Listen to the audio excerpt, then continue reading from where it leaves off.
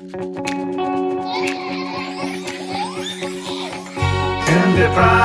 yes, IndyPram, on Indy Live Radio. IndyPram, yes, IndyPram, on Indy Live Radio. Welcome to the IndyPram podcast on indylive.radio. Now, usually I'm speaking to people, MPs, MSPs, yes, movement, movers and shakers. Now we've got something completely different for this week.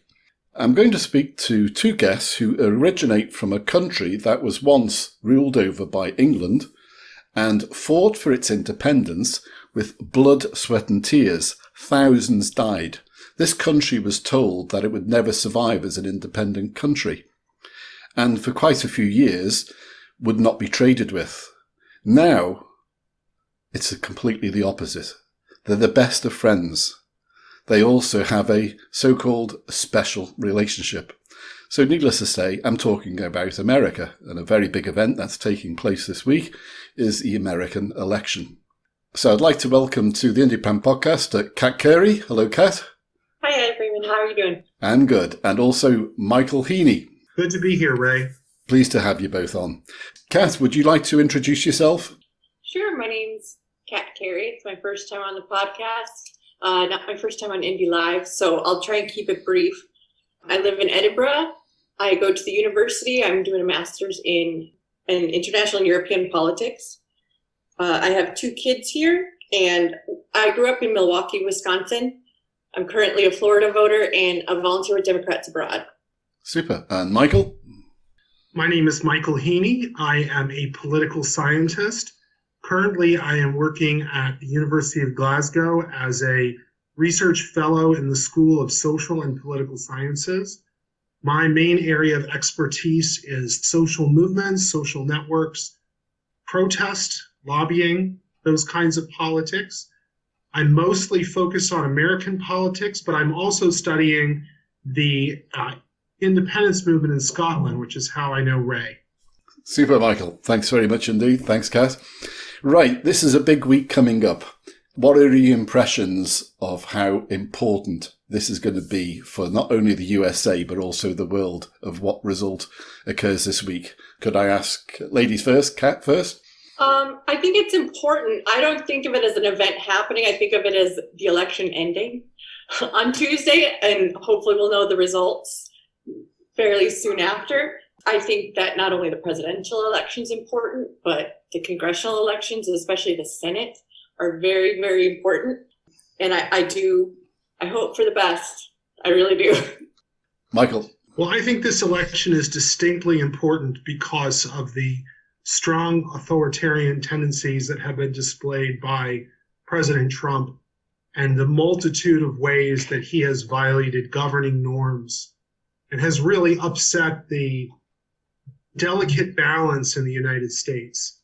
So I think that the prospect of him continuing is a very worrisome prospect. That alone makes this an extraordinarily important election. For listeners who are not aware of the electoral system for president of the USA, would you like to give a brief outline of how it takes place? Really, there isn't one election that's happening for president. There are 50 separate elections. So each one of the states is holding an election. And at the end of those elections, the winner is declared. In most states, but not all states, all of the votes go to one person. For example, a state has what are called electoral votes. And the number of electoral votes is determined as the number of senators plus the number of the members of the House of Representatives. So, for example, a state might have 30 electoral votes, and if a candidate wins that state, then they win all 30 of the electoral votes. In order to win the election, it's necessary to have 270 electoral votes. So, for example, it is possible for a candidate to win the most electoral votes but not win the most popular votes, as was the case in the last presidential election. Donald Trump won the number of electoral votes convincingly, However, Hillary Clinton actually had about 3 million more popular votes. It's the first Tuesday in November is election. The first Tuesday after the first Monday rules out the idea that there would be an election on November 1st. So there cannot be an election on November 1st, even if that's the first Tuesday. But so it's the first Tuesday after the first Monday in November. So I would say election day is the first Tuesday after the first Monday in November. That date was established in the Constitution and has never been modified. So the idea of being able to vote absentee began during the Civil War, when they first started allowing soldiers to vote. Allowing soldiers to vote absentee began during the Civil War, and that was when the kind of absentee mail voting system began. I wanted to specify because that's the date. It's not the date when you have to announce the president. Quite often, it's not the day.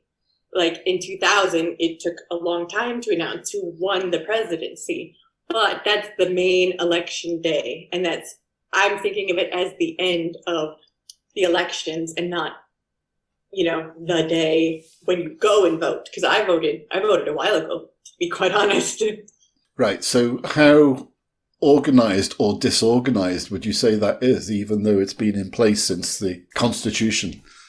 It sounds quite a mixed bag in relation to some people here who are familiar with a first past the post and outright winner, that you have a first past the post system, but you also have an electoral college system. Do you feel it's a system that could be improved upon? Oh, most definitely. So, just as Michael had said, not all the states apportion all of their electoral votes to who wins the presidency.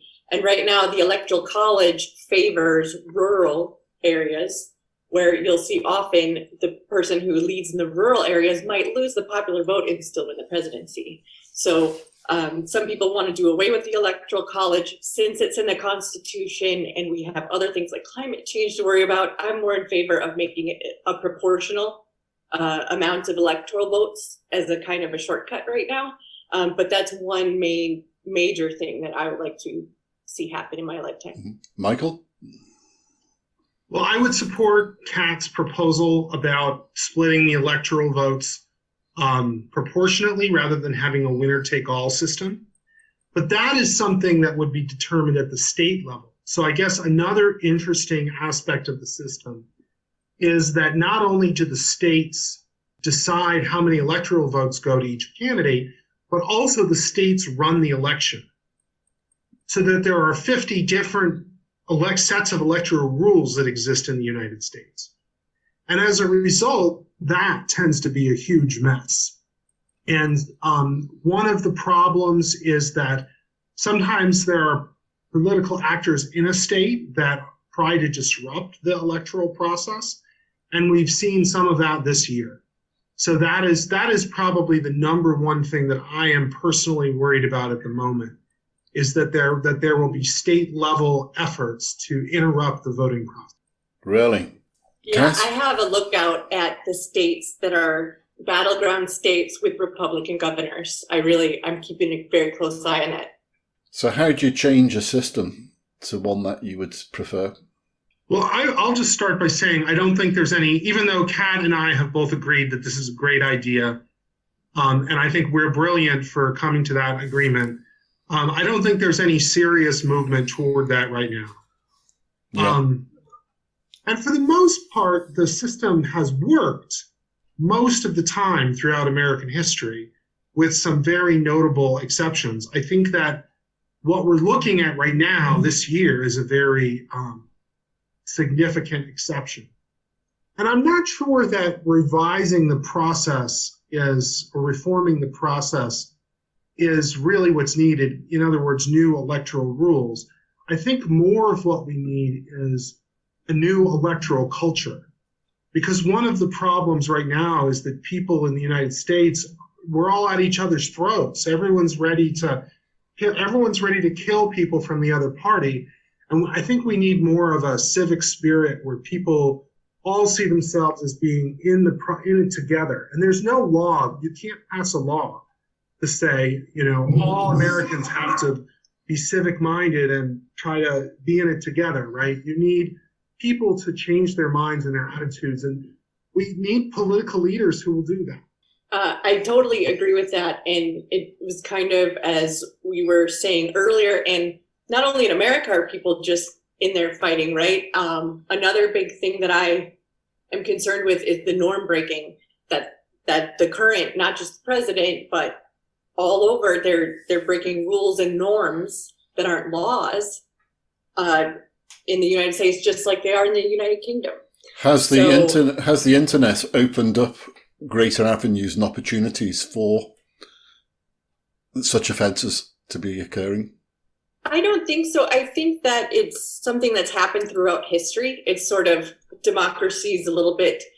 Or not just democracy, just governance has to have a little bit of flexibility. So then you'll get somebody who's flexing it to the breaking point, and the rubber band gets looser and looser, or whatever, however you want to describe it. But this has always this has happened. It's kind of like the wheel turns and the cycle goes on. One thing we have heard about, obviously, is some problem regarding postal voting. Now, obviously, for the Scottish independence referendum, there was quite a few there was instances which were claimed to have been not in the spirit of the referendum, but we've had the same sort of words coming out from the United States of a query regarding postal ballots. Could you explain to listeners what the issue is there? Well, the problem with postal ballots is something that's been present for a long time. And basically, it's the problem is that not very many people historically have used postal ballots. So one of the dirty little secrets about American politics is that often absentee ballots don't even really ever get counted. And part of the reason for that is that there are usually not enough of them to make a difference in an election. And sometimes what will happen is if there's a really close election, they'll go ahead and count the absentee ballots, but most of the time there aren't enough that it doesn't matter. And the big difference this year is that the absentee ballots are going to matter because there are going to be a lot of people who are voting absentee because of the COVID pandemic. And the states are not really set up to efficiently process all those ballots. So that is a real nightmare right there. A report I read yesterday, actually, so soon, yesterday, was in relation to ballots here, of the number of ballots received, that they tend to find that 3% are spoiled because they're not submitted correctly. And 3% can represent a very substantial number of people voting. And I thought immediately to the 2016 EU referendum, 3% would have made a difference. Well, I will say something about the not counted ballots. This is not fraudulently uncounted. This is legitimately not counted because if the number of postal ballots can't mathematically make a difference, then they don't need to be counted. So this is a little bit different than the conversation in Scotland is. So then once you take that portion of, so it's kind of hard to tell even how many absentee ballots have been mailed in that were wrong or that were mistakenly filled out because they don't count them. So one thing that I've been doing with Democrats Broader Vote from Abroad, which is nonpartisan, is trying to help educate people and make it easier for them to vote from abroad or vote absentee because you want to make it as easy as possible. Michael? So one of the other issues to add here, and what we're really talking about here is spoilage of ballots, where the person submits the ballot and the ballot's not accepted. And one problem with that is that rates of spoilage are higher among people with lower levels of education, lower levels of income, and also non-white race ethnicity. And so those are all groups that tend to be constituencies for the Democratic Party. So if you have a lot more people voting absentee, you'll have a lot more spoiled ballots, and those are votes that might have been Biden votes. And so the possibility of a large amount of spoilage could create a real difference between the final electoral result and what the polls would say. Yeah. Right, let's talk about the election as it stands just now in relation to the polls. The polls put Joe Biden ahead. How accurate do you feel they are, and is it across the board? Well, I don't think that everybody talks about 2016 and how the polls were wrong. Now, this isn't 2016, both in how the polling has gone in steadiness. Joe Biden has had a steady lead and it has increased, but it hasn't been as volatile as it was when it was Clinton versus Trump. And then another thing is that we've already had that election. So a lot of pollsters, there's more polls being done. And I think the way that they're aggregating polls is a little bit, I don't know, more rigorous in how they're making sure that they're not calling it one way or the other. They're examining, who's more likely to stay steady on their polls and not move when the evidence does. Because when you do data analysis, there's all sorts of little kind of judgment calls that you're trying to make. So I think they've gotten a little bit more a lot more rigorous with it. And it's pretty transparent. I mean, just anybody can go and start listening to podcasts and hear them discuss it. Well, I think Kat's made a really excellent point about volatility. And I think that's something that we don't hear discussed enough.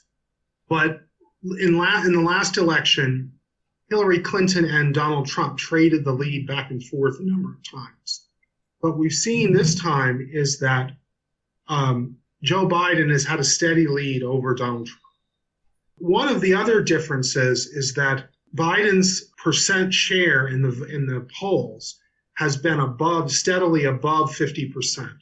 So right now the polling average is 51 plus a few decimal points. So when you've got a candidate who's consistently polling above 50%, it's not impossible to beat that person, but that is a really tough candidate to beat. If you're getting, even in our system where there's not, it's not who wins the most votes, it's who wins the most electoral votes. But still, 50% plus is a really tough margin to beat. Also, I would say in general, Biden is looking a little better than Clinton did.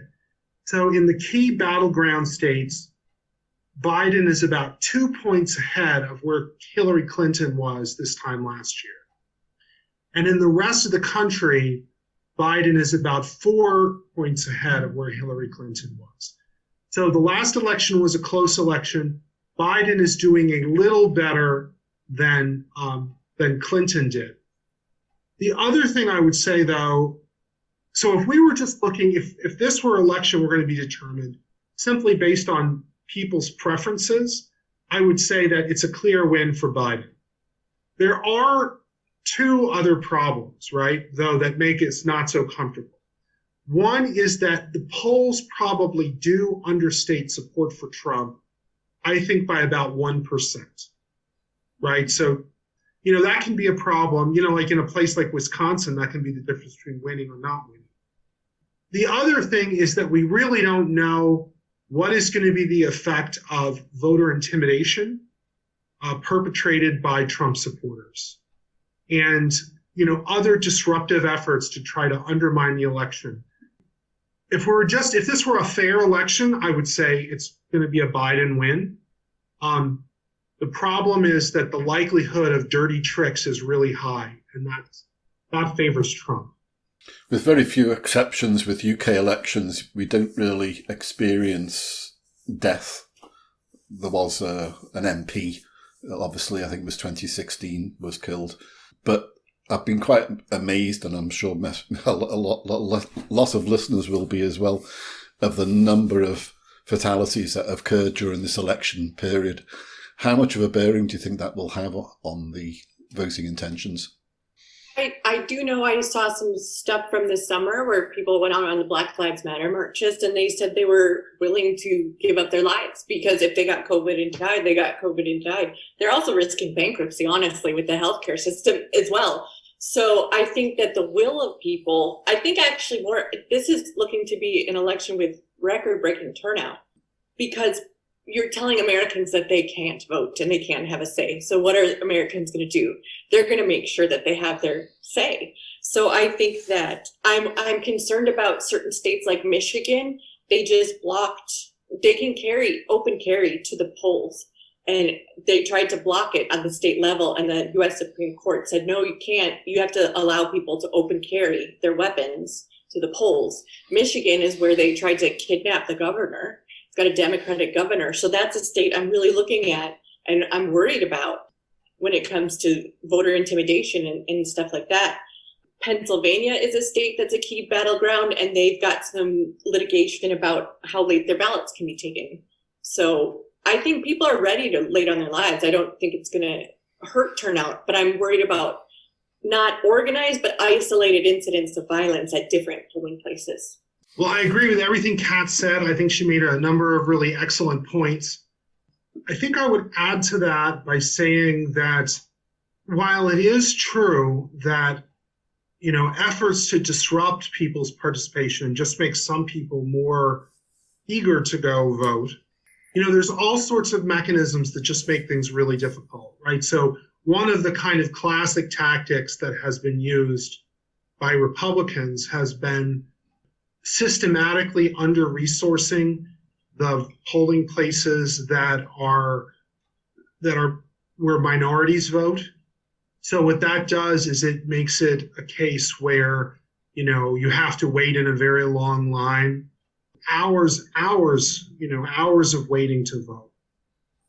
I mean, I've personally never had to do that. I don't think I've ever had to wait more than an hour. And there are many cases when I've just been able to just walk in. You walk in, you vote, you leave. End of story. I think I waited about an hour in 2016 for the general election. Some people cannot wait 8 hours. They have to provide childcare for their children. They have to get to work. There's all sorts of reasons why not everybody can do that. And so, I'm worried that they're going to do that even more in this election. What about acceptance of the result? I know in the recent past there was talk about if Trump got beat, he wouldn't accept the result. What about the people as well, considering this has been such an acrimonious election period? As we keep stating, it's not just one election, it's 50 elections. And this is the way, it is very deliberate that it is set up this way, because when the United States was formed, they didn't want tyranny of the federal government. So that's why it's organized chaos of 50 different things. So if you have 50 governors, and some of them are each party, they have their own little, it's more than a group, but they have meetings and they work together almost like a little union, so they can work as a unit. Maybe a caucus is the right thing to call it. But it's getting all these separate governors to fall in line and to agree with Trump. That's pretty difficult, because they're all looking after their own, they're looking after their people, their own interests, whatever it is. It's really hard to get all those people to meet up and do the same thing. Michael?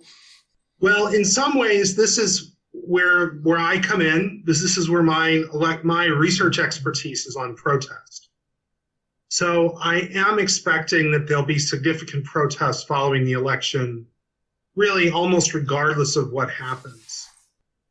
And that'll be really interesting to say. I think that this is probably going to be a case where people are much less accepting of the outcome than they usually are. And the reason for that is that Trump has really made it one of his key talking points for 5 years now that, the American electoral system is broken. And if the president of the United States goes around and says that for 5 years, he's only been president of the United States for a little more than 3.5 years. But somebody as prominent as Trump saying that is going to change a lot of people's views on that. And so that's created a lot of anxiety among a lot of people about the outcome of this election. What plus points do you feel, if any, Trump has got on his side to galvanise his support in relation to his presidency over the last 3.5 years? Well, I would say, if you've seen the pictures from yesterday, there's people that are pro-Trump that are protesting outside of Bill Barr's house, the Attorney General, which I mean, he is Trump's enabler and his fixer. So, I mean, he got a sexual assault trial against Trump moved so that he is defending the president, which is completely wrong. So I think that Trump has his wild rhetoric, right, that stirs up dissent. He's doing that to the people who are privileged, whether or not they're educated or whether or not they have much money. They are historically privileged by being a lot of white men. And they also live in places, I mean, there's a lot of gun culture. So the people that he had spoken to and been signaling to are probably the most likely to be violent. As, you know, not the most likely, but they're very likely to be violent. Michael? Well, Trump is the candidate for white Americans. And he's the candidate for white Americans who want to keep America white. So people who want to keep white people in charge, people who want white people to, you know, get the most out of the American political system. He is the candidate for keeping immigrants out, keeping Muslims out. So if you want to keep America a white Christian country, Trump is your candidate. Kat? I completely agree with that. Yeah. I'm looking at Scotland and how open Scotland is and welcoming and accepting of people from other areas, including myself. I'm English.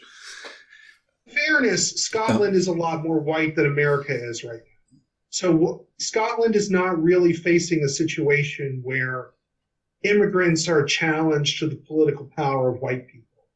Whereas in the United States, in very short order, non-whites, well, whites will no longer be the majority. They'll basically be a cluster of minority ethnic groups that run America, you know, in just a few years as demographic changes occur.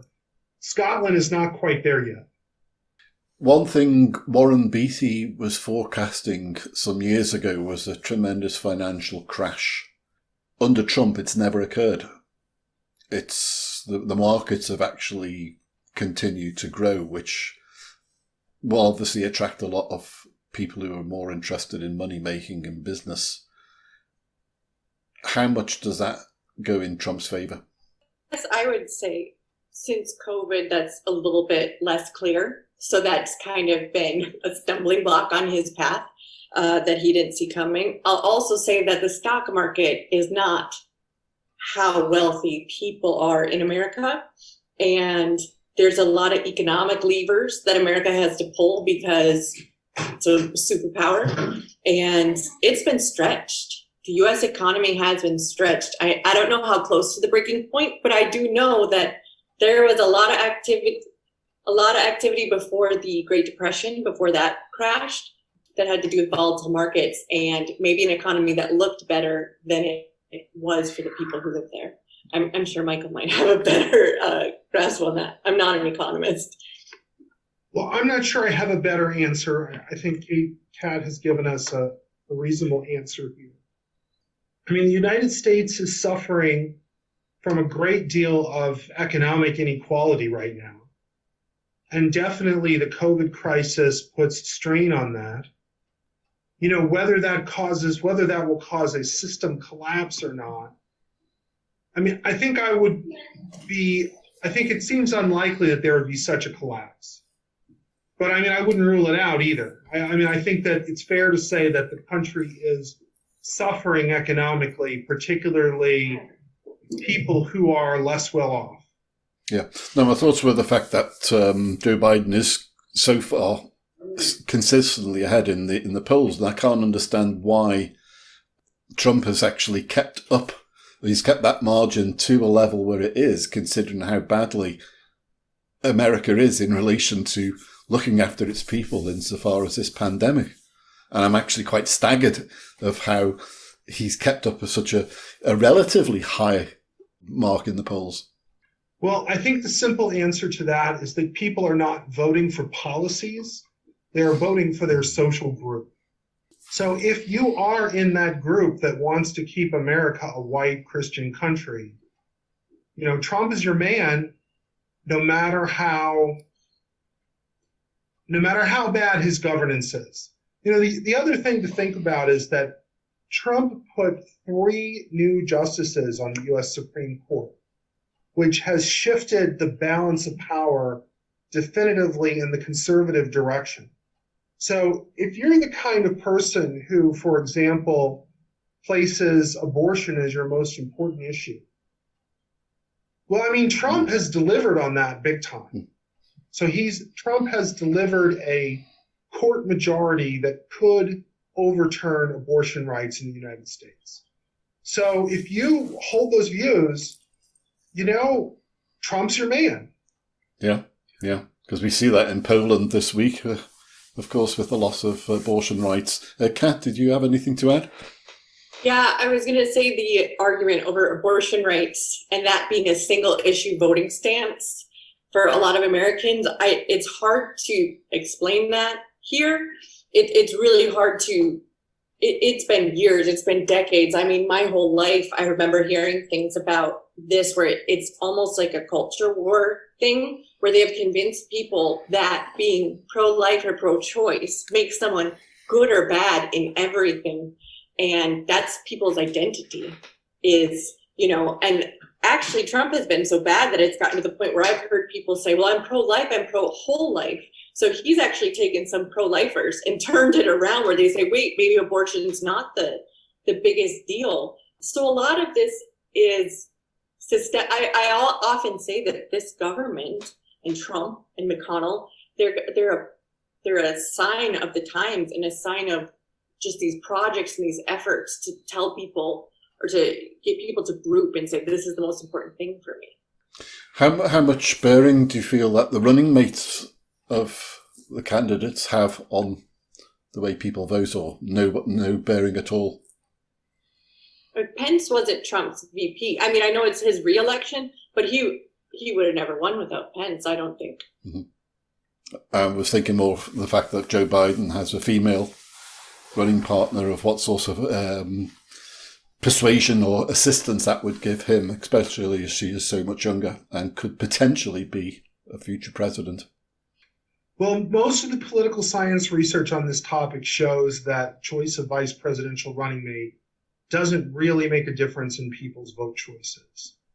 I think that what does matter here is Kamala Harris helps to make the party, the Democratic Party, happy with Joe Biden. So I'm not sure that those people wouldn't have still voted for Joe Biden, but they would have so for example, if Joe Biden had just picked a white man for his VP, I think that could have meant that there was a big internal fight within the Democratic Party. And so that didn't happen. But as far as on election day, none of the research shows that the choice of VP makes any difference. What sorts of changes would both of you see on a Democratic success? What sort of changes would you see going forward? I mean, I think that it's going to, instead of being some sort of radical change, I think it's going to be a return to normalcy. It's going to be kind of as advertised as, hey, we had our populist lark of trying to burn down the whole system. Now we have to try and herd, gather together. And I think a lot of America has decided that's not what we want. And we're kind of ready to start moving forward back on the path to wherever our new normal is going to be, both politically. It's not just for after COVID. It's also for after Trump. Michael? I think I'll defer to Kat on that. That seems like a pretty reasonable answer. Yeah. What about the election in relation to its effect as far as UK interests are concerned, and Scotland as well? Well, why don't I jump in on that then? Well, I mean, I think it's in the interest of the UK to have important powers in places like the United States not be governed by a madman. I think that the whole world will breathe a sigh of relief, except perhaps Russia. I think Russia is very happy to have chaos in the United States. I think the rest of the world will be happy to have more sane leadership. I do agree with that, because I don't think it's about party, but it is about somebody who respects the norms and the rule of law and the Constitution, there are Republicans that do. And I think that the Republican Party has really tried to think past Donald Trump. I think that's the kind of phase they're in right now, is trying to think past this hopefully lost re-election bid. Well, I would hope that the result of this election would be that the leadership of the Republican Party rethinks what it wants the party to be about. Because I think there are a lot of really good conservative arguments that you can make against the policies of the Democrats that don't have to be insane arguments. Right now, the situation that we have in the United States is we have a progressive liberal left Democratic Party, and we have a far right Republican Party. I think it's still possible for the Republican Party to win if it is simply center right instead of far right. And I think there's a lot of ground for the Republicans. And I mean, there's a lot of things personally. I voted for Joe Biden. I already mailed my vote in for him. I mean, I definitely don't agree with the Democrats about everything. I mean, there's a lot of ground to criticize the Democrats and the left. And I wish that the Republicans would find that ground within the more sane zone rather than being on the far right. Because right now there's a strong, disavowal of expertise. There's a strong disavowal of cooperation. There's a strong disavowal of compromise. I mean, these are the things we need for a system to work well. And I mean, I think it's good that the leadership trades back and forth. Probably the best provision in the United States Constitution is the amendment that prevents the president from being elected to more than 2 terms. I mean, I think the idea that you have new presidents come in, that you rotate between people and that you rotate between parties, I think that's a good thing for government in the United States.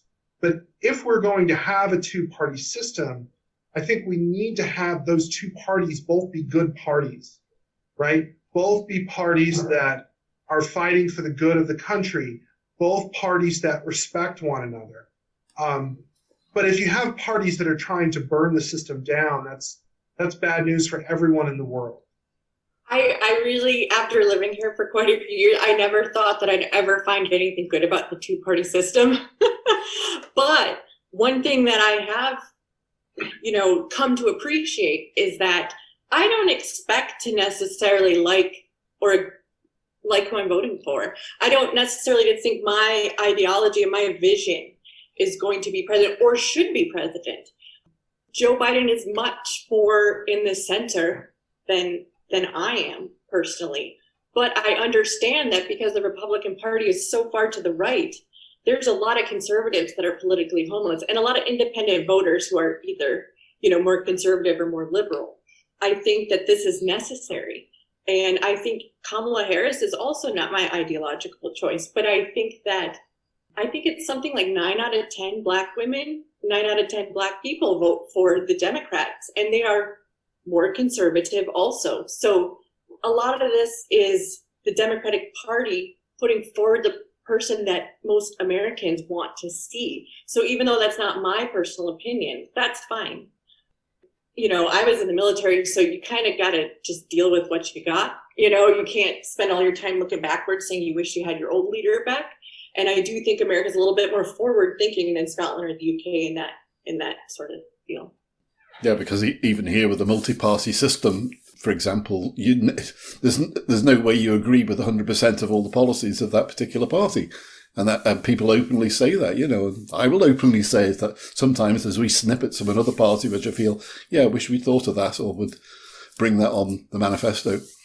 But for me, it's a case of the majority of policies. Whoever presents the majority of policies that I agree with will get my vote. Any other points that you'd like to raise that we haven't discussed already? I don't know. When do you think the results will be announced? Michael, I'm not sure. Well, it will vary. I think the fact that there'll be so many absentee ballots puts us into a situation where we just don't know, because no state will have ever seen this many ballots before. I think it also depends. It depends on things like how effective are court challenges. I think that the Trump administration is already pretty strategically planning to do a lot of court challenges that could delay things. I think the soonest we will know is about a week after the election, but it also could go on. It could go on until January. I think we will know by January 20th. Wow. Yeah. I think they might try and run it out until right before inauguration. I really do. I'm actually looking more at, they'll probably know a little bit more of like Senate races and congressional races because it's state by state. That is more as important, if not more important to me, not in like the overall Democrats, Republicans, but who gets elected and who gets majorities in what states, then who wins the presidency, because that's going to deal with the lame duck period is going to depend on who is who's going to be the next Congress. It gets a little bit head wobbly, and I'm a Florida voter now. They're expecting to be able to call Florida on election night, from what I understand. But Florida is a state that has done mass mail-in voting for years and years. And actually Florida, I don't know if it'll be the case this time, but Florida usually votes for who wins. That was something I was actually going to ask about. I've forgotten about, but here we're used to in the UK, say the polls closing at 10 o'clock, whereas on election day in America, you've got the polls closing on the East Coast and they're still open for 2 or 3 hours on the West Coast. And then if you include Hawaii, it's hours and hours and hours, probably about 6 or 7 hours a difference. Does that have any bearing at all if people are still to vote and they hear the results coming through from the East Coast? Yeah, I think that they've discussed it quite openly about not calling projections, and they're setting higher standards to whether they're going to call a race for one candidate or the other. And I don't know how much it'll even apply because of COVID, but even before the pandemic and before there was such mass mail-in voting, they were talking about having different standards because they didn't want the reporting of who won each state to influence people that are voting on the West Coast or in Hawaii. I used to live in Hawaii. We'd watch it 8 hours before it was called. We'd watch the other states be called. We don't really need to know the results on the West Coast, because I think we already know the results on the West Coast. Trump will win Alaska, Biden will win Hawaii, and Biden will win Washington State, Oregon, and California. So we know already the whole West Coast. Mountain time, though. Well, Arizona's up for grabs. Arizona, Nevada, Colorado are all up for grabs and could go either way. I think that the real key states to look at are, Arizona is one to look at. Also, Wisconsin, Michigan, and Pennsylvania, and North Carolina and Florida. Personally, I think that Trump will win Florida, North Carolina, and Arizona. And so now the question is, are there any dirty tricks in Wisconsin, Michigan, and Pennsylvania? Because I think that the polls all suggest that Biden is leading in those places. And then my worry is, can that be disrupted somehow? Wisconsin and Michigan have Democratic governors. Does Pennsylvania have I don't know. I think so, but I could look it up really quickly. Yeah. But I know Michigan and Wisconsin have Democratic governors. So that's going to play into, he can't just say call the election to the governor. Even a Republican might say no. Ron Desantis is the governor of Florida, and he's a Republican, and he was Trump's guy, but he's quite often defied him. I don't quite agree. I think Florida might go to Biden. I'm not quite sure, but the loss of support in the military for Trump is something that made me think that Florida might go to Biden. Well, Pennsylvania has a Democratic governor, Tom Wolf. So there's a little bit less chance that Trump has a little bit less leverage in that sense, a little bit less.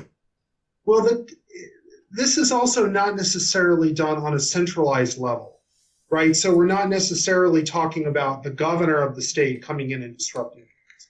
I think the worry is that will happen more at local levels, right? So, for example, as you were saying earlier, Kat, militia people showing up at the polls with guns, intimidating people, or not enough resources being provided to minority areas. I mean, there's all sorts of disruption that doesn't have to be centrally directed, but could still hurt the Democrats, even if they are in control of the governorship of the state.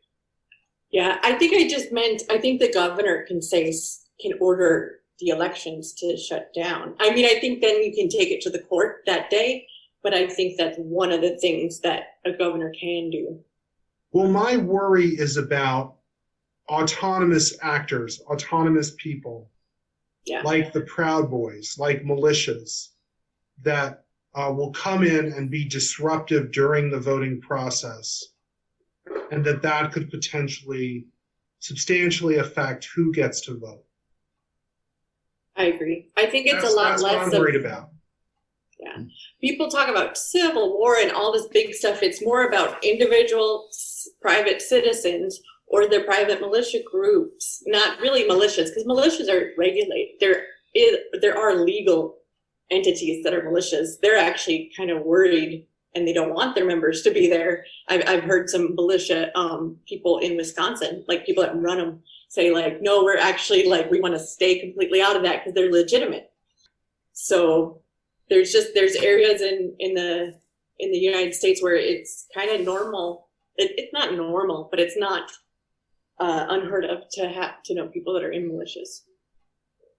Well, it's been an absolute eye-opener, an ear-opener to listen to, and I'm sure listeners will have learnt a few things and a lot more about the American electoral system and points of view. So, Michael and Kat, I'd really like to thank you on behalf of listeners to IndyLive.radio for your contribution. It's been most thought-provoking and interesting, and we look forward to seeing how the results go in the next few weeks. I couldn't believe you said it was going to be maybe January. I thought, wow, it is so different from here. I know it's the same for Americans, that they can't believe in the UK that we can change a prime minister overnight. I think back to Maggie Thatcher. The Americans loved Maggie Thatcher, and overnight she was no longer the Prime Minister, and that went down with open jaw. Michael? Well, in the United States, normally we would know the winner by the following day. Yeah. So there are two things that are preventing that from happening this time.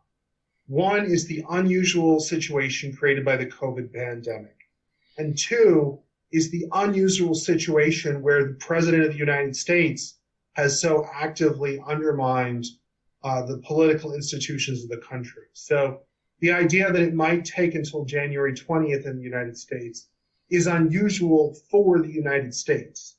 Yeah. Okay, well, let's wait with bated breath for the result, and may it be good for the United States and good for the world. Thank you very much indeed, Kat. Thank you, Michael. Thank you, Ray. Thank you. IndyPram,